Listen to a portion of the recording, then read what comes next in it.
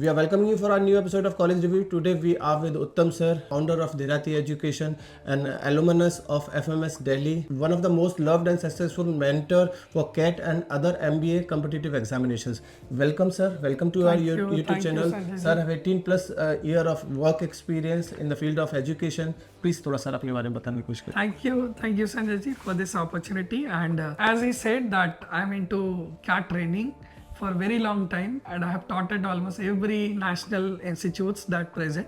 So there are more than 15 branches of all the national level institutes where I have taught, and I've understood the students' qualities across the geographies in India. Apart from that, as he said that I graduated from FMS Delhi, and have been into this CAT thing very long time. So I have mentored more than 4 lakh 5 lakh students across India so far. We also train for GMAT GRE, तो abroad के भी बच्चे हमारे पास होते हैं, right? So we have trained for Harvard, Wharton. Number of our alumni are studying there.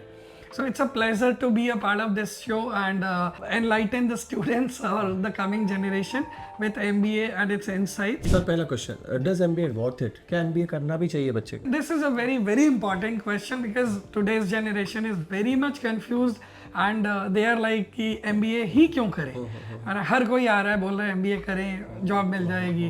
बहुत सारे courses हैं. ऑब्वियसली आप किसी भी फील्ड में जा सकते हो, जैसे आप टेलीविज़न में जा सकते हो, एडिटिंग में जा सकते हो, फिल्म शूटिंग में, किसी भी चीज़ में जा सकते हो. आजकल जो जेंसी है बहुत चीज़ों में जा रहे हैं, जर्नलिज्म में जा रहे हैं. इनफैक्ट मेरे बहुत सारे स्टूडेंट्स हैं जिन्होंने MBA के बाद वो फील्ड चुना है और बॉलीवुड में सक्सेसफुली इंटीग्रेट भी किया, उन्होंने पार्टिसिपेशन चल रहा है उनका. बट स्टिल देखो, हर बच्चा एम्प्लॉयबल नहीं होता. बहुत सारे बैकग्राउंड्स होते हैं कि बच्चा किस ज्योग्राफी में पल रहा है, किस टाइप की फैमिली एनवायरनमेंट में पैदा हुआ, वहाँ पढ़ रहा है. तो हर बच्चे की ग्रूमिंग सेम नहीं हो पाती, और जब सेम नहीं हो पाती तो सडनली आप जब ग्रेजुएशन करते हो तो आप पे सोशल प्रेशर, फैमिली प्रेशर आ जाता है कि बेटा आप कमाना शुरू करना होगा, जॉब तो तुम्हें लेनी है. और बच्चे को ये समझ में ही नहीं आता कि सडनली जॉब कहाँ से लाए. Do I have the required qualifications to get a job, to bag a job in the market? Have I been practice through those skills और नॉट? सो स्किल्स तो होता नहीं है, बच्चा सिर्फ डिग्री लेके आता है, जो इंडिया में सबसे बड़ी आज कमी है. और ये मैं इसलिए बोल रहा हूँ क्योंकि हमारी इंजीनियरिंग कॉलेजेस में भी ट्रेनिंग चलती है. So we are training more than 100 colleges and universities across India in engineering colleges. तो स्किल्स, ये MBA प्रोग्राम यहाँ पे मैं बोलूँगा बहुत वाइटल रोल प्ले करता है. आप पे सोशल प्रेशर है, आपको पता है आप स्टूडेंट बहुत कॉम्पिटेंट नहीं हो, और आप MBA की एक खासियत है कि अगर आप अव्वल दर्जे के स्टूडेंट हो, आप कैट जैसे एग्जाम में 98-99 परसेंटाइल स्कोर करते हो, तो भी आपको एक टॉप कॉलेज मिलेगा और बहुत अच्छी प्लेसमेंट मिलेगी. एंड इनफैक्ट इसलिए इंजीनियर्स IIT से करके भी आ रहे हैं इस फील्ड में, या 10 साल का एक्सपीरियंस लेके एक CA भी आ रहा है MBA करने. ऑन द अदर हैंड एक बच्चा जो बहुत एवरेज है, मेडियोकर है, टूटी फूटी इंग्लिश बोल लेता है, और उसको भी चाहिए कि मुझे अपने पैरों पे खड़ा होना है, सेल्फ इंडिपेंडेंट बनना है जॉब मार्केट में, तो I think MBA is worth it. क्योंकि MBA कॉलेजेस कहीं ना कहीं एक डिसेंट 5 to 6 लाख 8 लाख का पैकेज पे इवन टायर 3-4 कॉलेजेस लगा देते हैं. पर फिर कौन सा MBA, ऑनलाइन MBA और ऑफलाइन MBA? ओके, अगेन यहाँ पे देखिए दो चीजें, ऑनलाइन MBA, ऑफलाइन. ऑनलाइन का ट्रेंड आ रहा है तो सब कुछ ऑनलाइन में कन्वर्ट हो रहा है. तो ऑनलाइन MBA में उनके लिए बोलूंगा कि वर्थ है, जो बच्चे मतलब फ्रेशर्स दूर रहे, ये मेरी वार्निंग है. फ्रेशर बच्चे मिनिमम 1 साल 2 साल वाले एक्सपीरियंस वाले ऑनलाइन MBA से दूर रहे. कम से कम आपके पास 5 साल या उससे ज़्यादा का एक्सपीरियंस है, और आपको लगता है कि आप जॉब नहीं छोड़ सकते क्योंकि एक फाइनेंशियल बर्डन है आपके ऊपर, आपके मंथली एक्सपेंसेस है, आपको सोशली भी बहुत सारे चैलेंजेस आ गए हैं, एंड उस आप छोड़ नहीं सकते. तो आप जॉब के साथ ऑनलाइन MBA कीजिए कि वो डिग्री आपको एक growth they industry. For the fresher आप सजेस्ट कर रहे हो कि ऑफलाइन MBA जाना चाहिए? फ्रेशर के लिए हमेशा ऑफलाइन ही जाए. यहीं पे एक और क्वेश्चन सर जनरेट हो जाता है कि आपने कहा कि फ्रेशर हो तो आपको ऑफलाइन MBA करना चाहिए, लेकिन what if my percentile is not cross 80 percentile, 90 percentile? बहुत अच्छा क्वेश्चन है, बिकॉज सच्चाई यही है कि इंडिया में अगर 3.5 लाख बच्चे फॉर्म भरते हैं और 3 लाख कैट देते हैं, तो टॉप 10 परसेंटाइल को ही 90 मिलता है, टॉप 20 परसेंटाइल को ही 80 मिलता है. मतलब 3 लाख में आपने सिर्फ 60,000 बच्चे निकाल दीजिए, तो आपका बाकी जो बच गए वो 2,40,000 बच्चे, वो लेस देन 80 परसेंटाइल है. अब क्या ये बच्चे बेकार हैं? रिपीट पे रिपीट करें या फिर कॉलेज ज्वाइन कर ले। क्योंकि ज्यादातर तो कोचिंग वाले यही कहते हैं ना कि आप एक साल और रिपीट करो, आपको एक और अच्छा कॉलेज मिलेगा। तो मैं खुद भी कोचिंग इंस्टीट्यूट चलाता हूँ कैट के, पर मैं हर बच्चे को सजेस्ट नहीं करता। मैं यहाँ बोलता हूँ कि एक बच्चे को इंट्रोस्पेक्ट बहुत जरूरी है करना चाहिए। और मुझे जितना इतने सालों के ये 5 लाख 7 लाख बच्चों से मिलके जो मुझे समझ में आया कि बच्चा खुद से इंट्रोस्पेक्ट यहाँ कर नहीं सकता। So definitely seek guidance of a good mentor. वो आपको अच्छे से गाइड करेंगे कि आप में वो फैक्टर है भी कि नहीं। अगर आपकी पोटेंशियल अच्छी है, अगर आप नॉलेज अच्छा है, लेकिन आप बाई सम हाउ वो दिन आपका नहीं था और आप 100% अपना नहीं दे पाए एंड जिसकी वजह से आपके मार्क्स नहीं आ पाए, तो आपका मेंटर खुद आपको बोल देगा कि आप री दो। ठीक है। बट काफी बच्चे होते हैं जिनको एप्टीट्यूड समझ में ही नहीं आता। उसका कारण होता है बेसिक्स।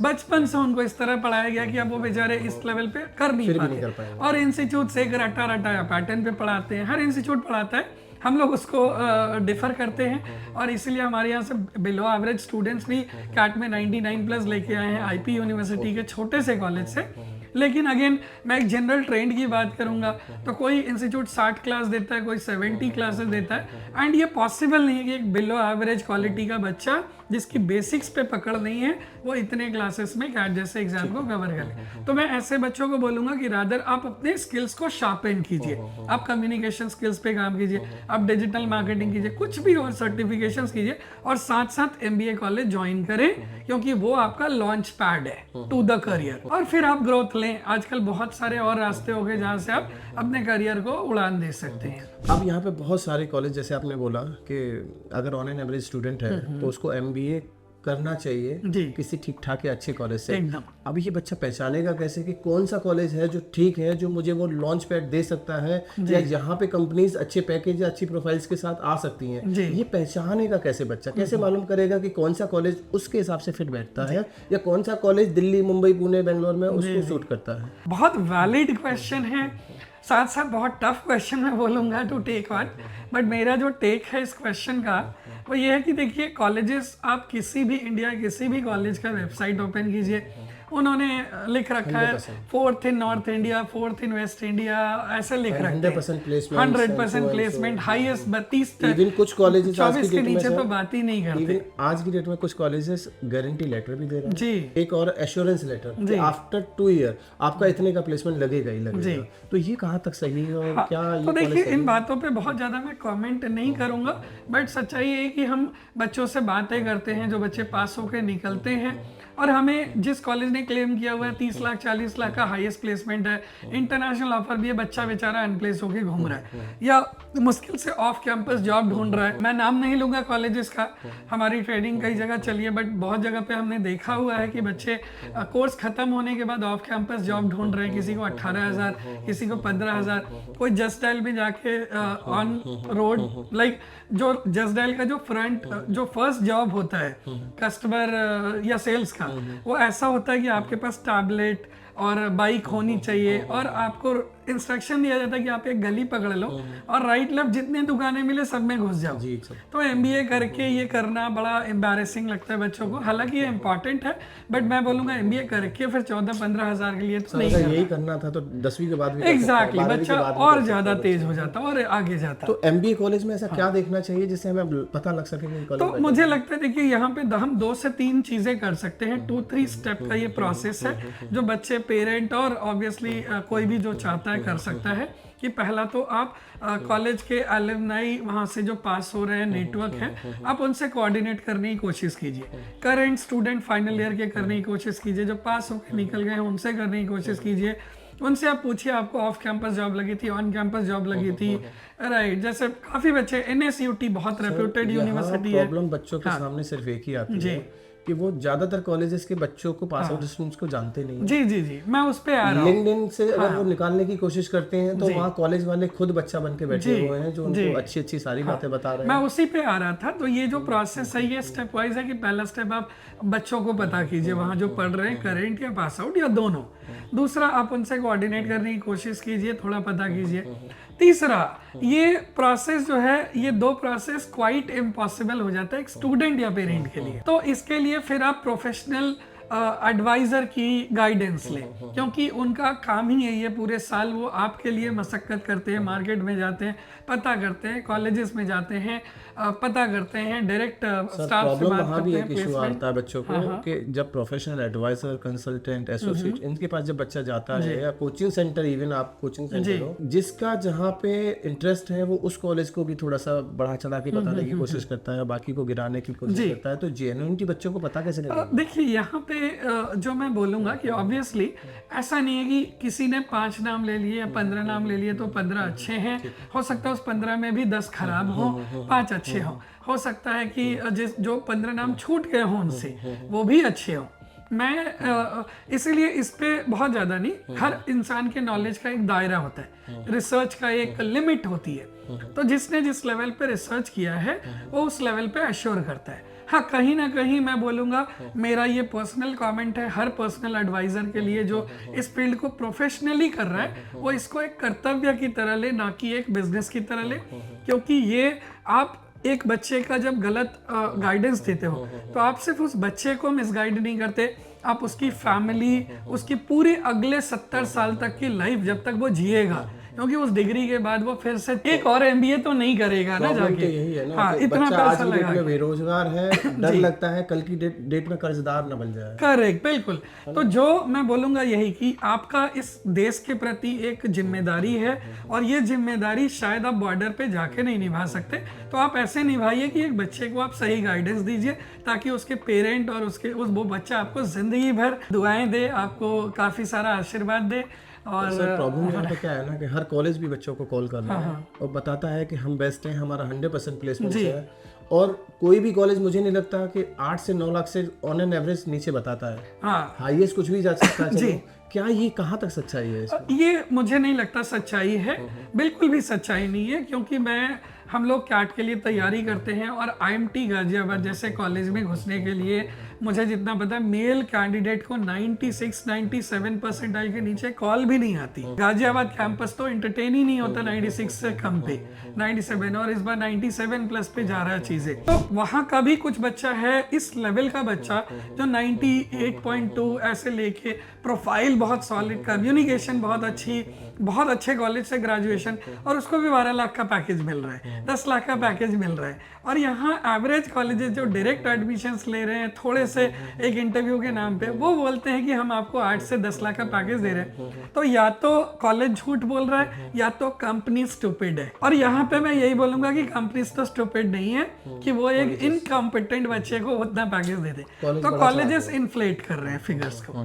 सर एक बच्चे को क्या उम्मीद लगानी चाहिए ऐसे फ्रेशर, अगर मुझे जाना है किसी एक B ग्रेड कॉलेज में जहाँ मेरा कैट में अच्छा परसेंटाइल नहीं है, तो क्या उम्मीद लगा के चलूं कि मेरे को क्या एक डिसेंट पैकेज, कौन सा एक फिगर है जो मुझे लगना चाहिए कि वो डिसेंट हो सकता है? ऑब्वियसली ये मेरा एज ए बहुत सीनियर सजेशंस भी है, आप इसको इंस्ट्रक्शंस भी मान सकते हैं, और एज ए डॉक्टर माने तो ये मेरा प्रेस्क्रिप्शन भी है आपको, कि आप लोग अनरियलिस्टिक गोल्स ना सेट करें। किसी की बातों में आके कोई कॉलेज 12 लाख दे रहा है, 16 लाख दे रहा है, आप उस पर बिल्कुल यकीन ना करें, क्योंकि जैसा मैंने अभी आपको लॉजिकल पॉइंट ऑफ व्यू से रीजन बताया वो सच होता है। तो आप मान के चलिए कि आप कहीं पे ग्रेजुएट बन के आपको एक जॉब नहीं मिल रही थी, 10-12 हज़ार की जॉब के लिए आपको बहुत मुश्किलें आ रही थी, और वो भी 6 महीने सर्वाइव करना मुश्किल था, ग्रोथ नहीं दिख रहा था, या BPO मिल रहा था, वहाँ पे अगर कोई कॉलेज रियलिस्टिकली आपको 4 to above 4.5, 6 लाख, 5 लाख तक का पैकेज लगा देता है, तो वो फाइनेस्ट कॉलेज है, आप वहाँ जाइए।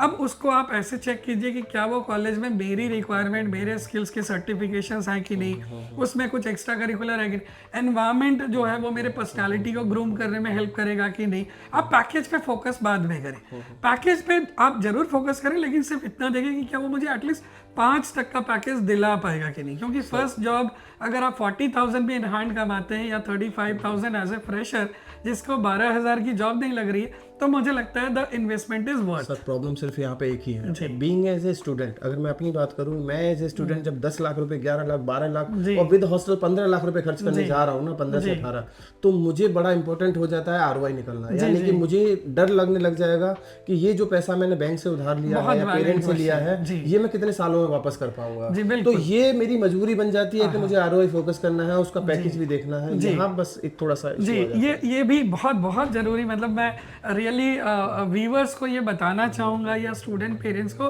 कि बहुत अच्छे अच्छे क्वेश्चन आप शायद जो मन में 10 साल में क्वेश्चंस लाते हैं वो संजय सर ने एक ही बार में पूछ लिया, तो आप उन चीज़ों को ध्यान सर, दें। वो तो इतने सारे बच्चे पूछते रहते तो हैं, ये बहुत ही जेन्युइन सा प्रश्न है कि इन्वेस्टमेंट बड़ी होती है तो फियर आना लाजमी है। और ज़्यादातर देखिए, अब जाहिर सी बात है, जिस फैमिलीज के 100 करोड़ का टर्नओवर है वो तो एमबीए करने नहीं जाएगा, वो तो फैमिली बिजनेस में आ जाएगा।